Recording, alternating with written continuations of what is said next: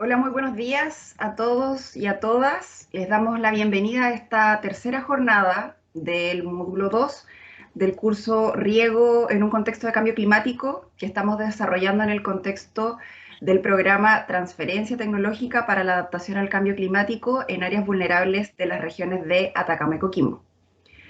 Esperemos que se encuentren muy bien hoy. Tenemos hoy día nuevamente a Marco Garrido del Centro de Estudio de Zonas Áridas de la Universidad de Chile, que tiene su parcela experimental en la región de Coquimbo. Ha trabajado bastante en zonas áridas y semiáridas. Y hoy día nos va a presentar el tema de manejo de cultivos. Marco, tienes el pase. Bien, gracias Lilian. Un saludo a todos. Voy a compartir ahora la pantalla.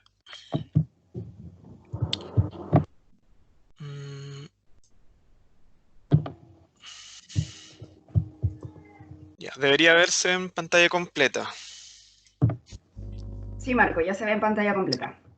Perfecto, entonces vamos a iniciar con esta parte del taller de transferencia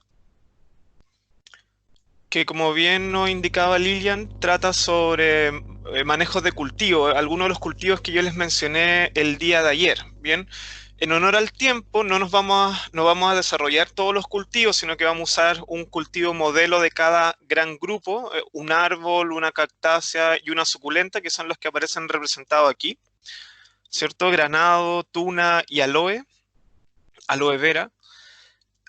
No obstante, vamos a dejar disponibles 7 fichas en donde se resume los fundamentos técnicos y varios datos, bien, para el manejo de esta especie, que son especies que a nosotros nos han parecido interesantes y que como centro a lo largo de su historia se ha trabajado fuertemente en ellas. No obstante, como les mencioné anteriormente, nos vamos a centrar en granado como modelo de árbol, tuna como modelo de cactus y aloe vera como modelo de suculenta. Y aquí simplemente les muestro un ejemplo de las fichas, bien, que vamos a poner a su disposición. En este caso es la ficha de tomate de árbol, con varios datos técnicos y algunos fundamentos para su manejo. Bien, como siempre, cualquier duda que tengan, levante la mano. Ahora sí tengo disponible a la vista el monitor, la pantalla, de manera de poder ver si es que hay alguna intervención para que no se nos pase en particular. Bien. Nos partimos con granado entonces. Una especie originada en zonas áridas. Bien, esta especie se origina por allá por Asia Menor, por el Oriente Medio, una zona bastante árida y tiene bastantes cualidades que la hacen bastante tolerante particularmente al estrés hídrico, y se cuenta dentro de la especie que tiene un bajo requerimiento hídrico. Bien, hojas pequeñas que les permite un buen control de la temperatura foliar y de esa manera poder mantener un buen desempeño, particularmente un desempeño fotosintético en condiciones de alta temperatura y aridez. Bien, unas bajas tasas de transpiraciones lo hace relativamente eficiente en el uso del agua respecto de muchas otras especies. Una alta productividad cuando recibe un buen manejo. Bien, y es una especie que es bastante resiliente. Luego de varios ciclos de estrés, es una especie que es capaz de volver a condiciones potenciales con cierta rapidez. Bien. Entre las distintas características críticas asociadas al manejo del granado, por lejos, una de las principales es la floración. Bien, ya que el granado presenta una floración sumamente amplia, una floración escalonada que puede presentar varias cortes de flores, bien, de 3 a incluso más, bien, que aparecen representadas en este gráfico de la derecha, donde se muestra la iniciación de las distintas estructuras reproductivas por unidad de planta, por unidad de días, es una tasa, bien. Y ustedes notarán que al inicio de la temporada, cuando empieza la floración durante primavera, comienzan a haber apariciones discretas hasta ya avanzada la primavera, donde aparece la corte principal de floración. Y luego la tasa de aparición de flores se va atenuando a medida que va avanzando la temporada y se puede extender, la verdad es que por varios meses.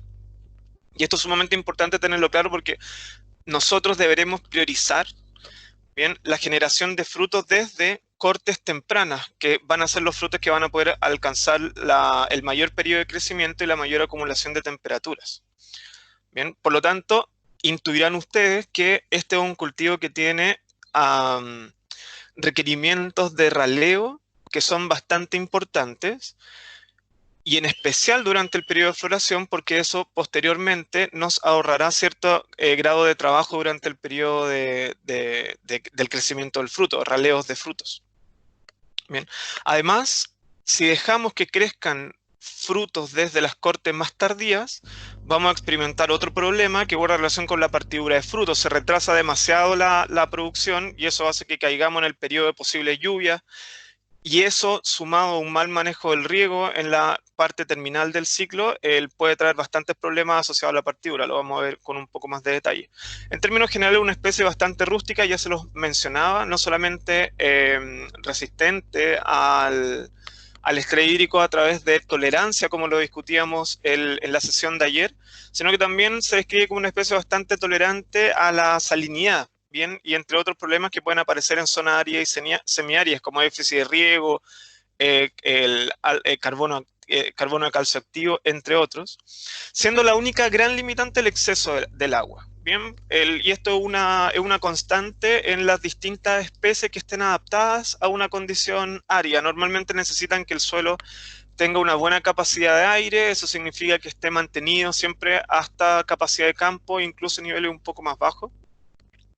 Y evitar el suelos muy pesados. Si hay suelos muy pesados, habrá que hacer algunos manejos, bien, para evitar los problemas de anegamiento y el mal control del riego. Tiene altos requerimientos térmicos, bien, las mejores producciones se logran en lugares con temperaturas medias relativamente altas, con un óptimo entre 20 y 25, y muy bajos requerimientos de frío en comparación a otras especies, comportándose como una especie semicaduca. Bien, por lo tanto, acaduca. Bien, por lo tanto, el manejo del agua también es interesante durante el periodo otoñal e invernal. Les mencionaba antes que la partidura es uno de los problemas más importantes. Bien, la partidura ocurre relativamente tarde en la temporada, es esto que se observa aquí. Bien, se rompe el exocarpo del fruto dejando los arilos expuesto, y esto ocurre incluso cuando el fruto está pegado en el árbol, producto que cuando el fruto ya ha alcanzado una cierta nivel o concentración de azúcares, bien, es capaz de demandar una gran cantidad de agua. Y si llueve, bien, la partidura no va a afectar, o más bien la vía de partidura no es el agua que cae sobre el fruto necesariamente, aunque sí aporta bastante, bien, pero es más bien el agua que va a infiltrar en el suelo. Entonces, dado la demanda que genera el fruto al agua, se genera una fuerza de absorción importante desde la raíz a través de la planta y hacia el fruto, el que hace que se hinche y se genere este problema de partidura. Entonces, no solamente las lluvias van a ser un problema, sino que también el exceso de riego tarda en la temporada. Por lo tanto, tenemos que priorizar el corte de riego a tiempo y un buen manejo de un riego pseudo deficitario, bien, durante la última estadio de crecimiento del fruto. Lo que también lo hace interesante desde el punto de vista de la economía de agua. Para evitar estos problemas en zonas donde la probabilidad de lluvia puede ser más alta, el criterio de elección de variedades que tengan un ciclo un poco más corto, y aún más importante, los manejos de raleo, de manera de priorizar, ¿no?, las flores que van a crecer y se van a desarrollar durante las primeras cortes. También en requerimiento edafoclimático hay un problema asociado al viento, ya, y en algunas zonas muy ventosas vamos a requerir necesariamente estructuras que puedan proteger a los frutos del ramaleo, bien, que este daño que se genera por el viento que azota a través de las ramas a los frutos, entendiendo que esta es una especie que presenta espinas, bien, por lo tanto el problema del ramaleo es particularmente intenso. Ya habíamos hablado sobre los requerimientos de suelo, poco exigente en general, y los requerimientos de agua, algo ya les esbozaba ayer, van entre los 4.500 y 7.500 metros cúbicos por hectárea en la región de Coquimbo. Bien. Las fluctuaciones guardan relación qué tan cerca, qué tanta influencia costera tenemos, qué tan en el interior nos encontramos, ¿no?, respecto de la demanda atmosférica de PB. Y a través de un buen manejo y con estos montos de agua se pueden obtener rendimientos que alcanzan fácilmente las 30 toneladas de fruta por hectárea con un calibre comercial, Respecto a la preparación del terreno, la verdad es que son los mismos criterios que usaríamos con prácticamente cualquier otro frutal. Bien, ojo nuevamente con los suelos muy pesados, suelos arcillosos, bien, el producto de la sensibilidad a la hipoxia a través de anegamiento. Y aquí lo importante es que, bueno, la época de plantación, ojalá sea una época de plantación invernal. Normalmente se plantan clones que provienen de propagación vegetativa. Los marcos de plantación la verdad es que se encuentran marcos de plantación bastante laxos con producciones exitosas entre, no sé, los 3.5 por 4 metros, como aparece aquí, hasta marcos de plantación bastante amplios, 4 por 6 metros, siendo un marco de plantación de 3 por 5 algo bastante común, bien en sistemas de formación abierta, ¿ya?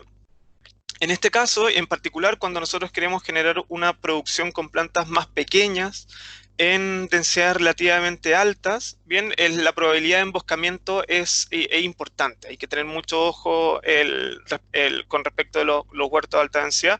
Por lo tanto, el sistema de conducción y los sistemas de poda van a ser sumamente importantes. Bien, aquí hay una foto donde se muestran ejemplos de sistemas de conducción con poste y alambrado, bien, entre otros, y lo que no es ideal, ¿no? Que son estos sistemas de conducción más bien contextuales, podríamos llamarlo así, en donde las ramas que se curvan producto del peso del fruto, bien están sostenidos, por ejemplo, por coligüe en este caso. Tendremos que evitar esto a través del manejo a través de la generación de sistema de conducción. ¿Cuáles son los objetivos del diseño del huerto en términos de conducción y poda? Por lejos, maximizar la interceptación de radiación por el follaje. Bien, esto es una especie de alta productividad y lo que nosotros tenemos que lograr es maximizar la interceptación en todo el follaje, lo que implica estructuras relativamente abiertas, de manera que la transmisión de la radiación sea eficiente a través del dosel del cultivo. Bien. La idea es que los manejos de formación permitan que los frutos que nosotros vamos a priorizar para la producción estén cerca o más bien fácilmente disponibles para los procesos de cosecha. Bien, eso quiere decir en zonas posiciones más bien distales, bien, de los ejes. Este manejo nos permitirá tener una precocidad de huerto importante, bien, para empezar a tener ya cosechas alrededor de los 3 años más o menos. La idea es mantener la fruta alejada del suelo y minimizar la incidencia de golpe de sol, que junto con el ramaleo y la partidura va a ser uno de los problemas más importantes a nivel de fruto en términos de calidad. Bien, en general estas especies son bastante sensibles a golpe de sol, bien, por lo tanto nosotros vamos a tener que generar una serie de manejos, hay una serie de manejos que están disponibles para poder evitar este problema. Bien, y son de naturaleza bastante diferente, van a depender un poco del contexto del huerto y también de la disponibilidad de recursos para poder realizarlos, bien. Entre ellos se destacan la protección de cada uno de los frutos, bien, a través de bolsas que permitan el intercambio gaseoso del fruto y que las protejan del golpe de sol. Esto es bastante efectivo, ¿sí? Y además protege al fruto de la exposición a pesticidas y otros tipos de productos con carencia importante. Bien, no obstante, intuirán ustedes de que tiene una gran desventaja, el costo principalmente y la mano de obra que se necesita para poder instalar cada una de las bolsas. Otras alternativas guardan relación con el tender hacia una agricultura protegida, ¿cierto? El uso de mallas, que no solamente tienen ventajas respecto del golpe de sol, sino que también tienen ventajas respecto de las relaciones hídricas de la planta, ¿bien? Ya que no, van a evitar que hayan intensidades de viento muy fuerte en el huerto, así como también minimizar las pérdidas de agua producto de evaporación y eventualmente minimizar también las tasas de transpiración de la planta, ¿cierto? Aumentando la eficiencia del sistema, como lo veían hace un par de semanas, un par de sesiones atrás con el profesor Seguel. Nuevamente, la desventaja guarda relación con los costos en infraestructura, ¿no? Y hay una tercera vía de tercera y cuarta que pueden ser complementarias, ¿cierto? Que es el uso de estructuras autosombreantes, que probablemente puede ser una de las más recomendadas. Son este tipo de estructuras que se ven aquí, que pueden ser aplicadas en distintas podas de formación, ya sean monoeje, multieje, las vamos a ver a continuación. Y el objetivo que tiene es que sea el mismo dosel, como lo pueden ver en esta foto a la derecha, el que proteja a los frutos de golpe de sol, ya estando además los frutos concentrados a una altura homogénea y a una altura compatible con la cosecha manual. Y otra alternativa que, como les mencionaba, es recomendada y complementaria es el uso de variedades resistentes a golpe de sol, como son las variedades de un rojo intenso a morado, que son en general variedades de origen israelí, que fueron mejoradas desde la variedad Wonderful, que es la más cultivada a nivel mundial. Con respecto a la poda de formación, esta puede ser multieje, bien, autosoportante o no, ¿sí? Y también puede ser monoeje, bien, y intuirán que a través de una estructura multieje obtenemos una especie de arbusto, y monoeje, siendo no la estructura natural de granado, ¿cierto? Podemos generar una estructura más arbórea, como la que se ve aquí a la derecha, en el panel superior, monoeje, y la que se ve aquí a la derecha en el panel inferior, como multieje de 4 brazos. Bien. Independiente de cuál sea la estructura que nosotros le demos a los árboles en nuestro huerto, bien, podemos o no considerar el uso de estructuras de soporte, siendo siempre recomendable utilizar estructuras de soporte, especialmente cuando vamos a enfocar nuestro huerto a una alta productividad, producto del peso de los frutos. Bien, va a ser natural que los frutos tiendan a doblar las ramas y aproximarse al suelo, por lo tanto va a ser recomendable estructuras de sostén. Aquí hay un ciclo en el fondo de la generación de una estructura multieje. La idea de la estructura multieje es que generemos entre 3 a 4 brazos, ¿cierto? Priorizando los ejes que tengan un mayor grosor. Mientras que en la estructura monoeje vamos a empezar a formar nuestro huerto desde partiendo de una estructura, bueno, aquí hay unos ejemplos, ¿no? de estructuras multieje, un par de fotos que ustedes pueden ver ahí. Y en monoeje vamos a partir de una estructura multieje, bien, dejando 2 a 3 brazos, de manera de poder al segundo año elegir el eje principal, bien, el eje que tenga mayor grosor, de manera de poder generar esta estructura arbórea. En particular, la formación monoeje va a requerir en mayor medida estructuras de soporte. Bien, la generación multieje puede ser autosoportante y normalmente lo que se utilizan son cinturones, bien, cinturones de cuerda revestida o cinturones elásticos que mantengan a los distintos ejes relativamente juntos y estables. Bien. Y como les mencionaba, los sistemas de conducción normalmente se utiliza la combinación alambre-poste a las alturas que se mencionan aquí, entre 1.5 a 1.8 metros, y con postes cada 10 y 12 metros, que es más o menos lo recomendable. Estoy pensando en un huerto con una productividad de entre 20 y 30 toneladas por hectárea. Y aquí hay un par de fotos más de estructuras soportantes. Y aquí no se ve muy bien, ¿no? Pero en esta foto del panel inferior derecho, en un huerto, hay un huerto en formación multieje y el cinturón fue hecho con las mismas ramas del granado que son bastante flexibles. Bien, y bueno, eso guarda relación también con los problemas de ramaleo. Al ser muy flexibles, ¿cierto? Se mueven fuertemente con el viento y eso sumado a las espinas generan el daño en el fruto.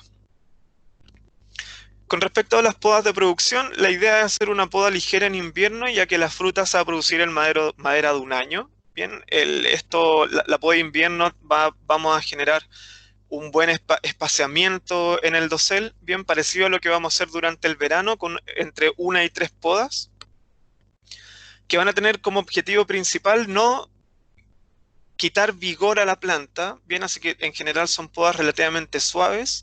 Más bien lo que intentan hacer es despejar parcialmente el entorno del fruto, bien, de manera de poder optimizar bien el sombreamiento para evitar el daño por golpe de sol, pero al mismo tiempo dejar que se transmita cierto nivel de radiación para permitir una buena coloración.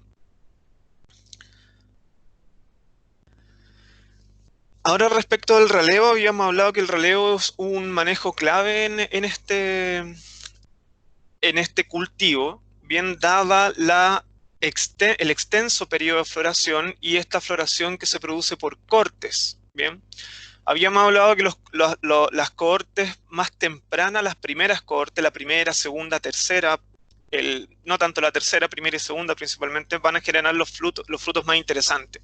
Mayor periodo de crecimiento, así como también eh, van a madurar antes, bien, de manera de evitar los problemas que se generan al final del ciclo de crecimiento de los frutos. La idea es eliminar frutos múltiples que se dan, bien, con una frecuencia que es relativa, dejando un fruto por nudo. Bien, hay que eliminar los frutos tardíos, ya lo habíamos hablado antes, que van a venir de las cortes más tardías de flores que probablemente se nos habrán pasado, que se habrán generado ya sin control durante el raleo de frutos. Y esto no tiene otro objetivo que favorecer el calibre. Bien.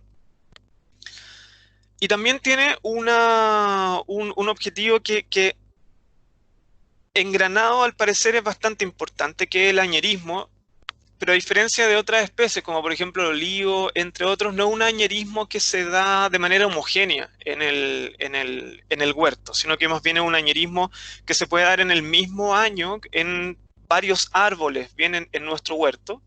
Y esto va a guardar relación particularmente con dejar frutos muy tardíos, bien, que hagan que el flujo de carbono, ¿cierto? El balance de carbono tenga prioridad para esos frutos tardíos, bien, más que, por ejemplo, para la acumulación de reserva. Y aquí nosotros tenemos las cargas frutales objetivo en el panel de la derecha, bien, en donde se ven aproximadamente entre unos 5 a 8 frutos por metro cuadrado. Bien, eso lo podemos corregir para saber cuántos frutos tenemos que tener por árbol en función de la densidad de árboles que nosotros vamos a tener. Y el marco de plantación, claramente, lo que va a generar rendimiento entre 20 a 30 toneladas, bien, con el peso fresco de fruto de alrededor de unos 400 gramos, que va a ser nuestro peso fresco de fruto objetivo.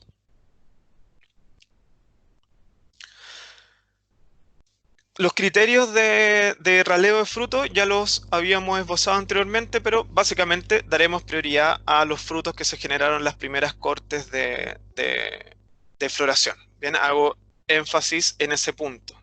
Además, esto nos permitirá acortar el ciclo del cultivo y poder cosechar relativamente temprano, bien, entre marzo y abril, un poco pasado abril a estas latitudes, bien, de manera de poder acortar el ciclo del cultivo y eso también ser eficiente en términos hídricos.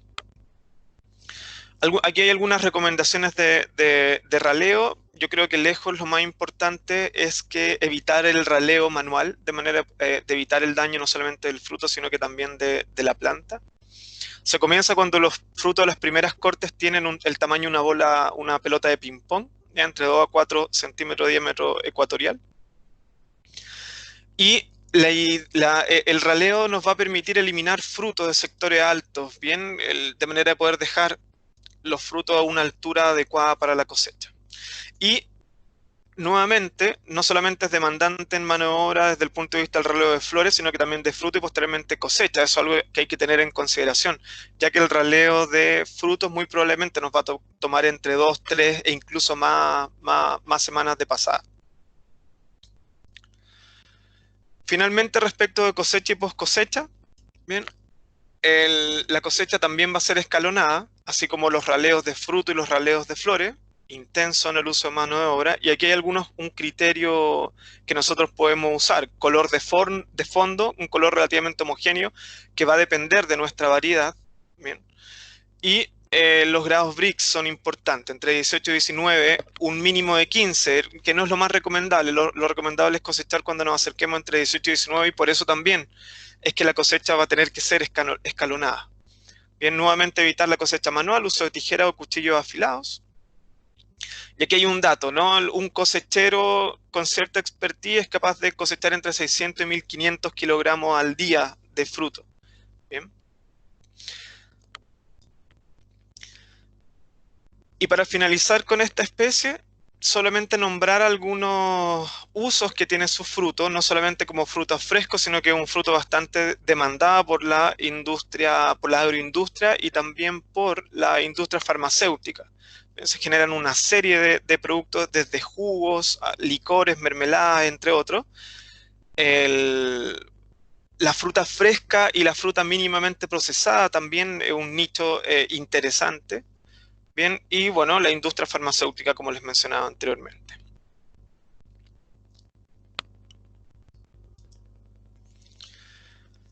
Ahora, con respecto a la tuna, bien, vamos a hablar sobre algunos manejos importantes en este cultivo, bien, y algunas cuestiones que podríamos nosotros tener en consideración para sopesar si es o no un cultivo interesante. La verdad es que, a diferencia de granado, que entre los distintos cultivos con los que nosotros hemos trabajado y con los que el centro ha trabajado durante prácticamente toda su historia, bien, el granado es por lejos el que tiene la mejor representación a nivel de superficie. Bien, al menos en la región de Coquimbo y Atacama, estamos hablando más o menos de una representación de unas 300 hectáreas por un total nacional de unas 600 más o menos. Bien.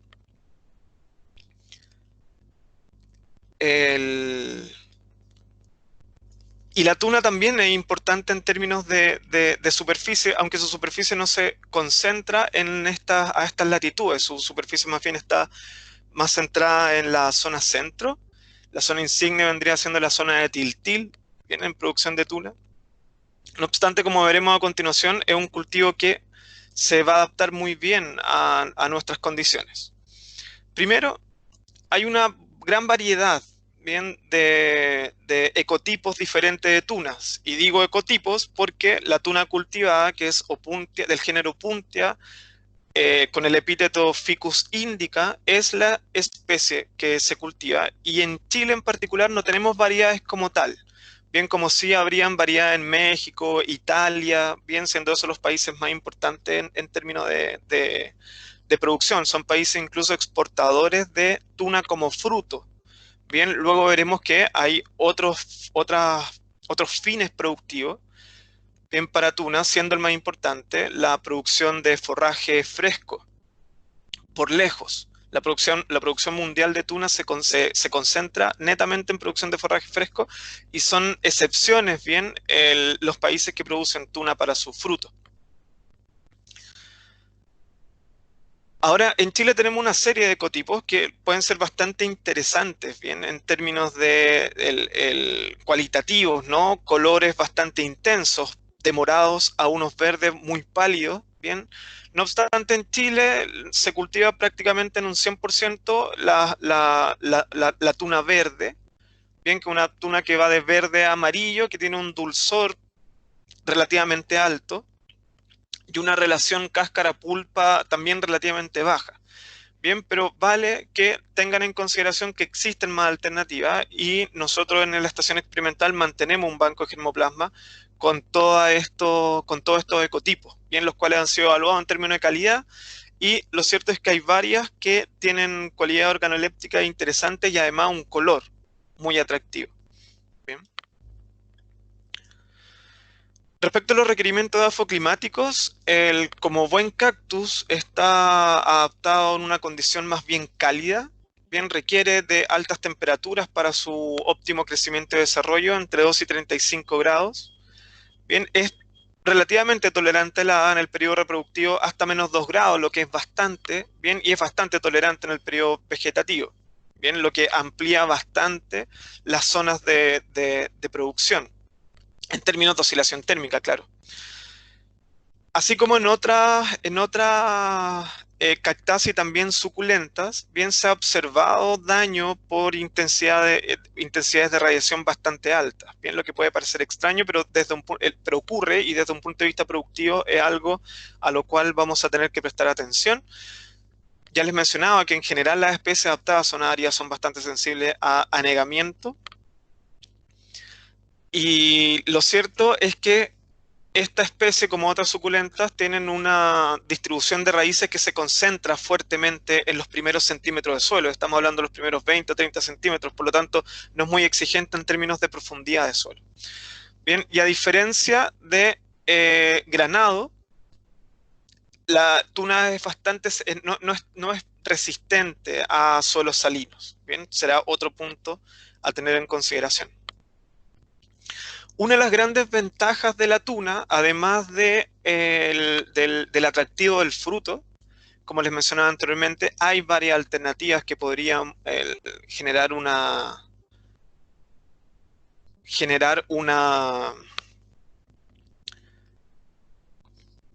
qué sé yo, producciones atractivas, producciones de nicho, ¿no?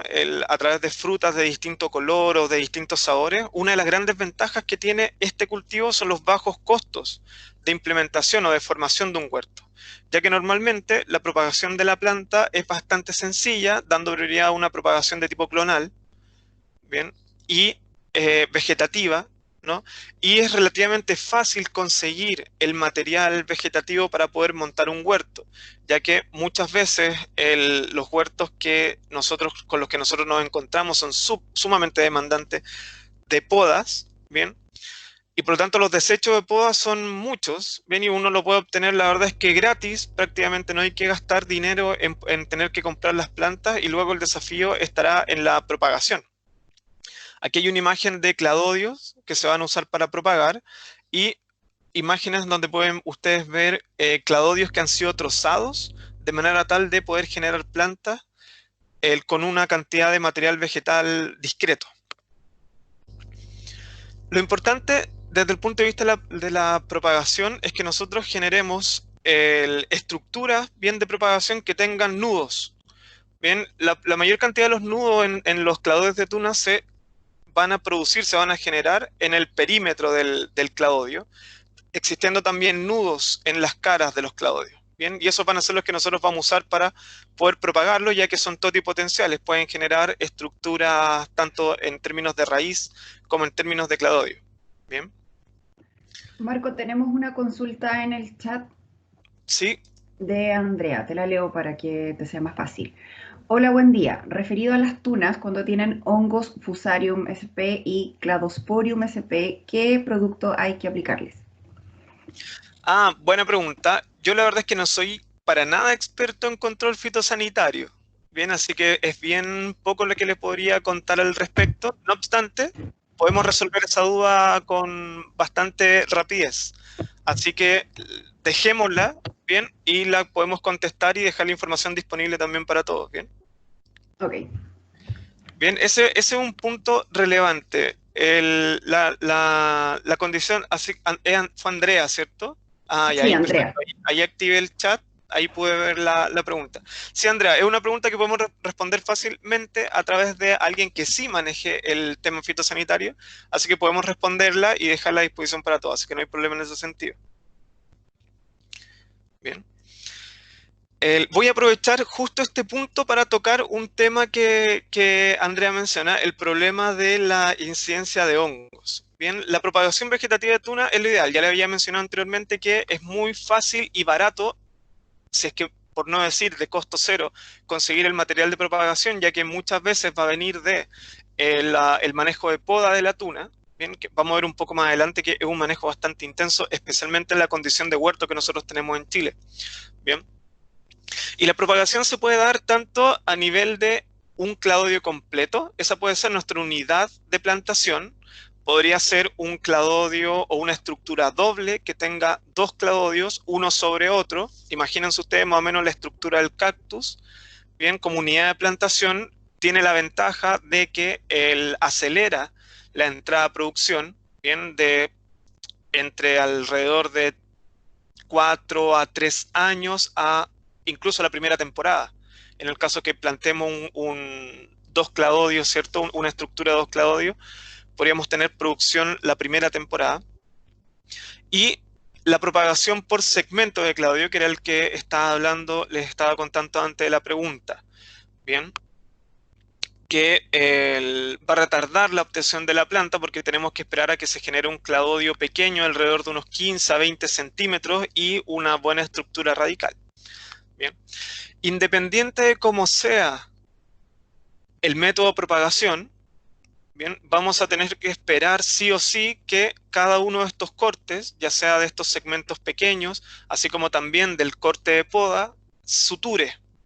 Bien, para esto vamos a tener que dejar nuestra estructura de propagación a la sombra, bien, en un lugar, en un ambiente seco, de manera que suture, y luego comenzar la plantación o el proceso de enraizamiento.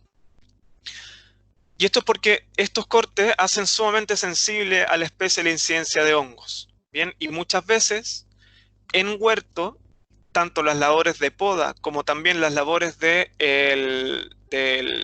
eliminar maleza, entre otros, particularmente si se hacen a través de maquinaria como de brazadera o, o maquinarias por el estilo, pueden generar daños en la parte basal del tallo, donde se acumula la humedad, si es que además tenemos un sistema de riego que va a generar que se moje la planta, y eso aumentará fuertemente la incidencia de algún tipo de hongos, como bien nos mencionaba Andrea.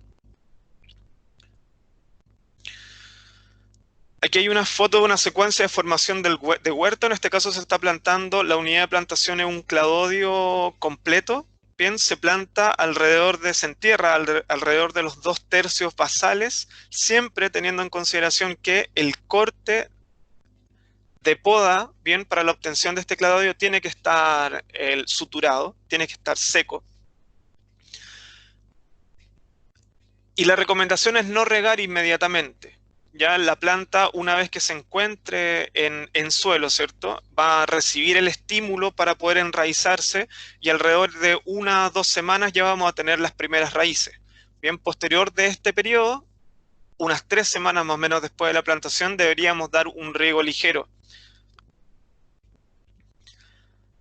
Con respecto a la estructura de la planta para poder generar un huerto, si ustedes han visitado huertos de tunales, particularmente en la zona de Tiltil, habrán visto que normalmente las plantaciones se dan en forma de casilleros, que le llaman, o quincunce más o menos, que son una estructura de 4 a 5 cladodios con un marco de plantación de alrededor de 4 por 4 metros. Bien, entonces lo que hacen es algo diferente a lo que se observa aquí. Imagínense que aquí está la planta, van a ver un casillero de 4 cladodios de tuna plantados, y esos 4 cladodios de tuna se dejarán crecer y van a generar la unidad productiva, la, entre comillas, planta, aunque van a ser 4 plantas, ¿verdad? Eso es un huerto que es convencional, es tradicional, una estructura de huerto, pero es una estructura de huerto bastante poco eficiente, ya que tiende a emboscar el sistema de producción. Bien, va a generar una zona o un volumen de planta muy amplio que va a querer una condición de sombra, bien, y lo convierte en un huerto bastante difícil de manejar. Bien, pese a que es la forma tradicional de producción, lo ideal sería llegar a una estructura de huerto más bien moderno y de alta densidad, como el que se observa aquí en la fotografía, en donde los marcos de plantación van a ser marcos de plantación del orden de 2 por 3 metros, 3 por 3 metros, con solamente una unidad reproductiva, bien en el centro del marco de plantación, que va a generar posteriormente nuestra planta. Bien, y la poda de formación tiene que ser una poda de formación que tienda a generar una estructura de vaso o abanico, como el que se observa aquí. Bien, de manera de maximizar la interceptación de radiación por parte de la planta completa. Bien, esto es un huerto que tiene una orientación de norte-sur y los manejos de poda van a tener el objetivo de maximizar el número de cladodios que tengan esta misma orientación norte-sur, de manera de que las caras estén perfectamente expuestas al este y al oeste, maximizando así la cantidad de radiación que se intercepta diariamente. En tuna, a diferencia de los otros cultivos, es una tuna que tiene metabolismo crasuláceo. Antes lo mencionábamos en la sesión anterior. Por lo tanto, abre los estomas durante la noche cuando la demanda atmosférica es bastante baja para poder asimilar el dióxido de carbono y lo almacena en estructuras de tipo de ácido málico para poder realizar la fotosíntesis durante el día. Entonces, en este caso la exposición a radiación debe ser máxima, de manera de maximizar la productividad, asumiendo que vamos a tener un costo de agua bastante bajo. Bien, ayer les mencionaba que en la región de Coquimbo una producción de tunas que puede superar fácilmente las 20 toneladas de fruto por hectárea requiere entre 1.500 a 3.000 metros cúbicos por hectárea. Y el relevo de frutos será otro manejo importante, teniendo como objetivo dejar entre 7 y 9 frutos por cladodio, más o menos. Bien, asumiendo un marco de plantación de alrededor de unos 2x3 a 3x3 metros, ¿sí? Teniendo en consideración que vamos a generar una estructura de planta como la que les mencionaba anteriormente. De esta manera alcanzaremos rendimientos por sobre los 15, 17 toneladas por hectárea con un peso fresco de fruto por sobre los 100 gramos, que es lo que nosotros necesitamos basado en la demanda del mercado. Y esto también se condice con unas buenas cualidades organolépticas, una buena firmeza de fruto y también una buena proporción pulpa-piel. Aquí veo que hay una pregunta: ¿cómo se escoge el cladodio que reproduzco? ¿O puedo escoger cualquiera para producir cuando lo planto entero? Es una súper buena pregunta, Loreto, gracias por la pregunta. Así como con otras especies, el criterio es elegir un cladodio vigoroso.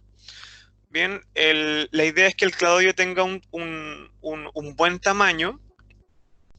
Estamos hablando de un cladodio más o menos que, no sé, tendrá una altura más de por lo menos unos 30, 35 centímetros para arriba.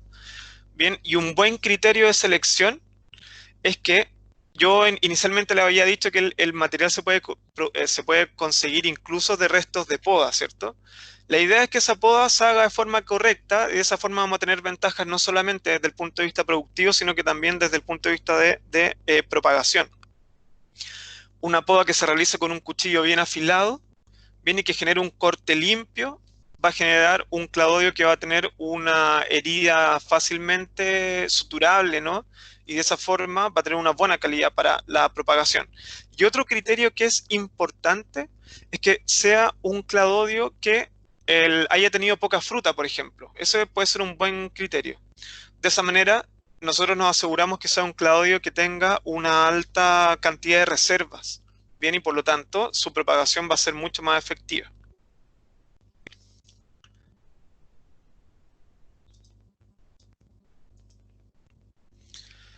Esto es lo que se ve en un huerto productivo.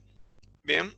Con respecto a lo de la fruta, Loreto, voy a que de repente es bueno conseguir el material de propagación antes de que la fruta comience a crecer.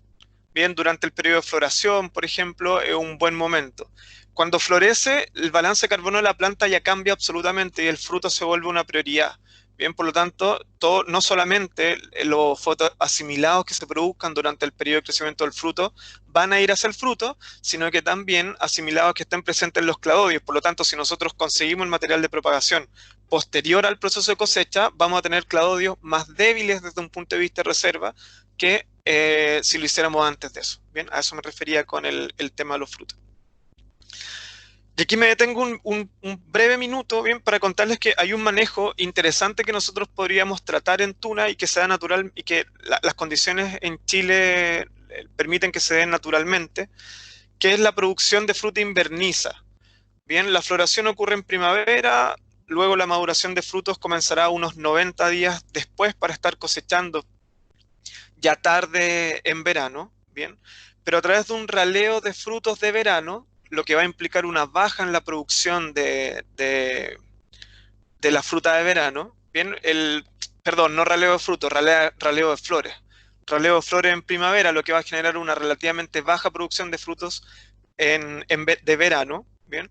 Van a estimular a la planta para generar una segunda floración, una segunda corte de floración, ya avanzado el verano, para tener frutos que van a comenzar a crecer durante el otoño, ya durante los meses de abril, para generar una fruta que se conoce como fruta inverniza. Bien, este es un manejo desarrollado en Italia que se conoce como escociolatura, que es un manejo que se da muy bien en zonas mediterráneas, bien, que tienen un verano y un invierno marcado como el nuestro. Y esto nos permitiría generar fruta inverniza que podría fácilmente representar entre el 30 y el 40% de la producción anual, saliendo con una fruta que quizás no es tan interesante desde el punto de vista organoléptico si la comparamos con la fruta de verano. No obstante, sale en un periodo en que la fruta de temporada prácticamente no existe y prácticamente no existe tuna en el mercado. Y normalmente esta es una tuna que alcanza valores bastante más altos que la tuna de verano. Por lo tanto, puede ser un manejo bien interesante. Bien, y les mencionaba antes, bien, formas de algunos usos para cerrar con este cultivo. Fruta fresca es lo principal, por lejos, bien, pero la agroindustria ha puesto bastante ojo en la tuna para la generación de productos. Aquí hay algunos ejemplos, tipo, qué sé yo, gomitas, entre otros, y la industria farmacéutica también ha puesto bastante interés, ya que la tuna en particular tiene bueno, varias propiedades, así como otras frutas, pero la fibra tiene un valor alimenticio bastante alto. Y eso es algo que intentaremos potenciar. Y aquí hay un uso que no se le da en Chile, que es a la tuna como hortaliza. Bien, aquí hay unos cladodios muy pequeñitos que tienen alrededor de 10 a 15 centímetros de alto, el que se conocen como nopalitos. Bien, y el nopalito se utiliza para encurtido, así como también para consumo como fruta fresca. Bien, si alguna vez tienen la oportunidad de cosechar estos pequeños cladodios, bien, lavarlos bien y prepararlos, pues, es una experiencia bastante interesante, la verdad. Como hortaliza y creo que funciona bastante bien. Para una ensalada, para un encurtido, algo bien aliñado. Y vamos a terminar con aloe vera. Eh, Solo algunos datos respecto al aloe, un cultivo con baja representación.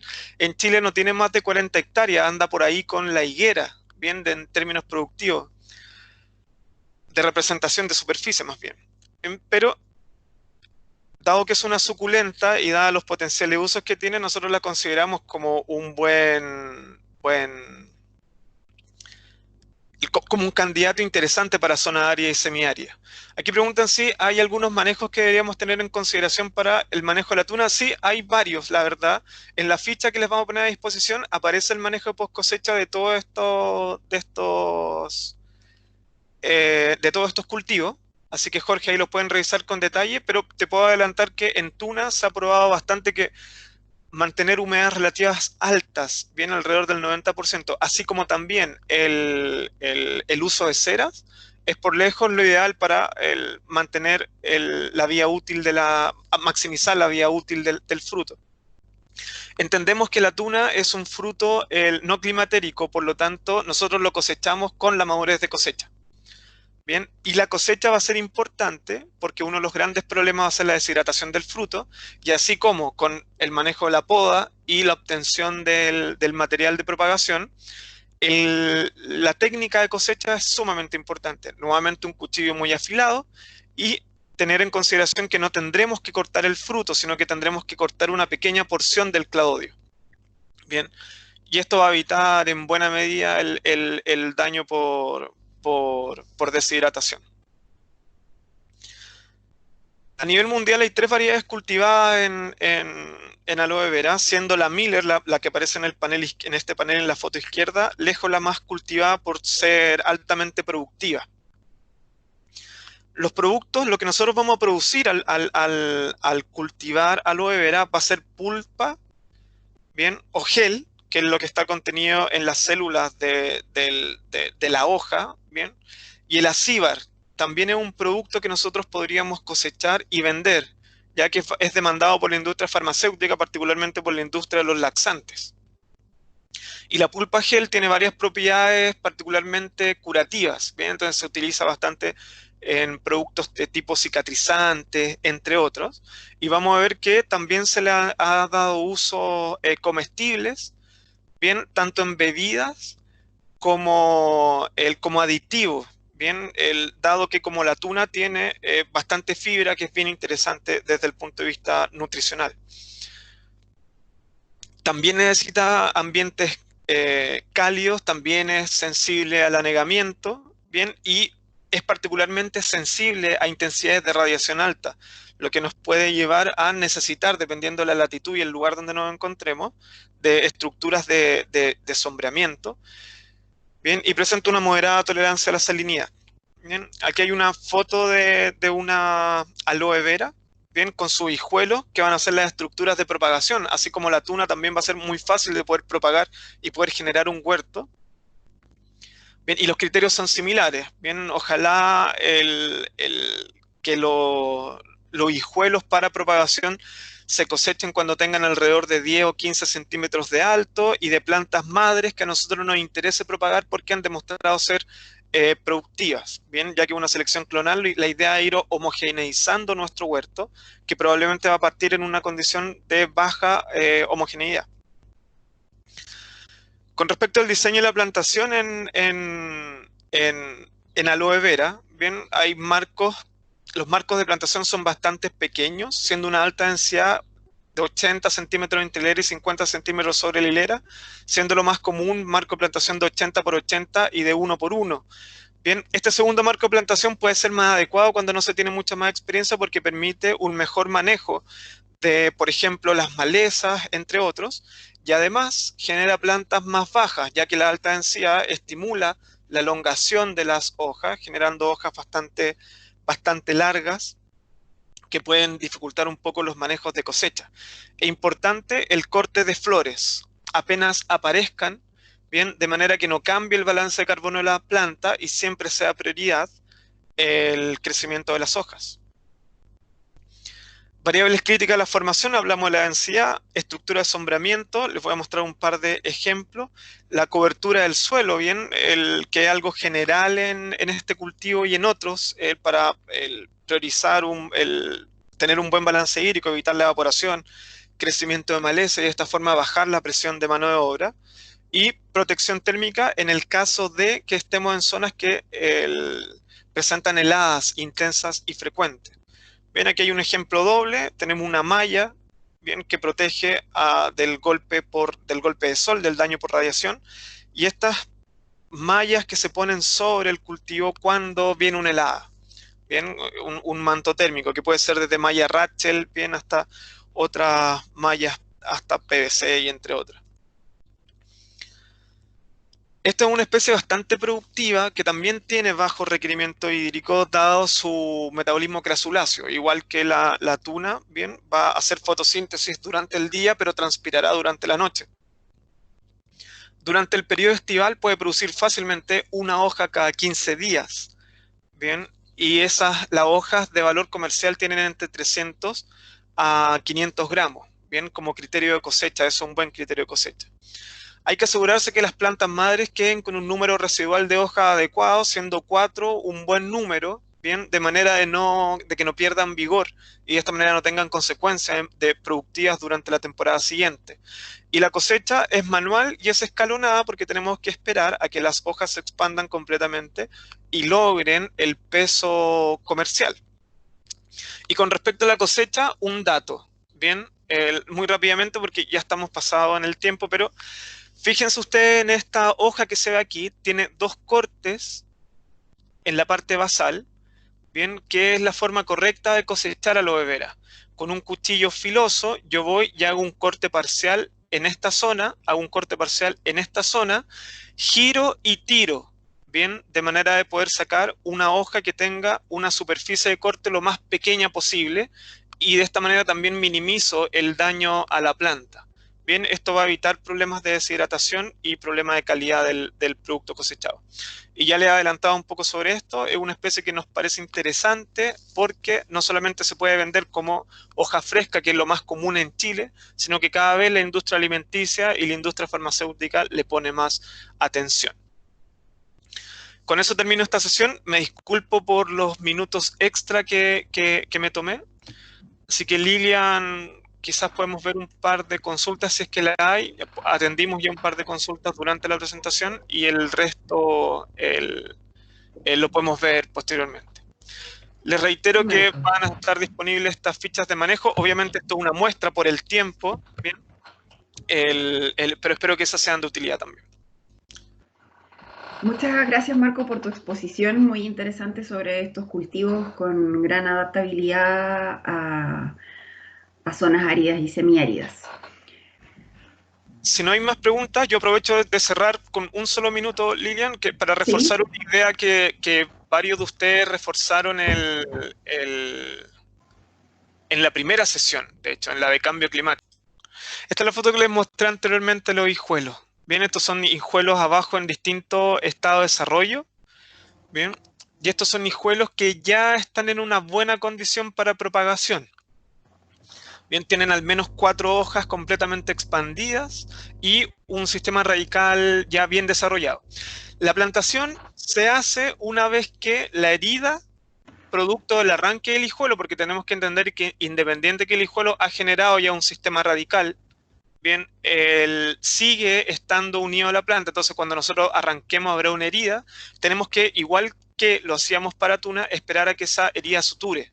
Esto va a tomar, qué sé yo, en primavera una buena, unos 15 días, una cosa por el estilo, si tenemos una buena condición de temperatura y una baja humedad. Y una vez que eso ha ocurrido, bien, las raíces van a estar más o menos en esta condición, bien, no totalmente activas, se les conoce como raíces secas, se les llama, no están realmente muertas, son bastante tolerantes, y en esa condición ya podemos realizar la plantación. ¿Ya? Nuevamente el criterio es evitar que tenga heridas para evitar el daño por hongos, ya una vez que esté en el suelo y el suelo tenga un cierto nivel de humedad. Y la plantación de aloe, así como también de tuna, se recomienda que ocurra durante el periodo de primavera, bien, cuando tengamos una buena posibilidad de que las heridas suturen y tengamos una baja incidencia de lluvia, bien, que impidan en el fondo que tengan una buena condición de aireación de suelo para que se establezca bien la planta. Así que ese sería el criterio, Luisa. Listo, Marco, muchas gracias. Bien. Marco, te agradecemos tu participación y la de Óscar también como profesionales del Centro de Estudios Zonas Áridas de la Universidad de Chile. Hoy es la última presentación que tuvimos con ustedes, nos han acompañado en un total de 4 sesiones. Les agradecemos mucho su participación y esperamos poder seguir en contacto con ustedes. Dejé ahí, como ya les comenté, el link de la página para quienes deseen ingresar a ella y tengan también la posibilidad de contactarlos a ustedes. Muchas gracias, Lilian, y muchas gracias a todos por la atención, las súper buenas preguntas. Y claro, cuenten con nosotros. La página está medio a andar, les debo confesar, pero ahí está el número y el correo en donde ustedes nos pueden dejar mensaje y nosotros en un tiempo prudente podremos responder. Y como les digo, ahí van a tener material también disponible, además del material que vamos a poner a disposición con ustedes a través de Aquasys. Bien, así que muchas gracias a todos. Muchas gracias, Lilian. Muchas gracias, Marco. Bueno, entonces damos por finalizada la sesión del día de hoy del curso de riego y cambio climático en el contexto del programa Transferencia Tecnológica para la Adaptación al Cambio Climático en Zonas Vulnerables de las regiones de Atacama y Coquimbo.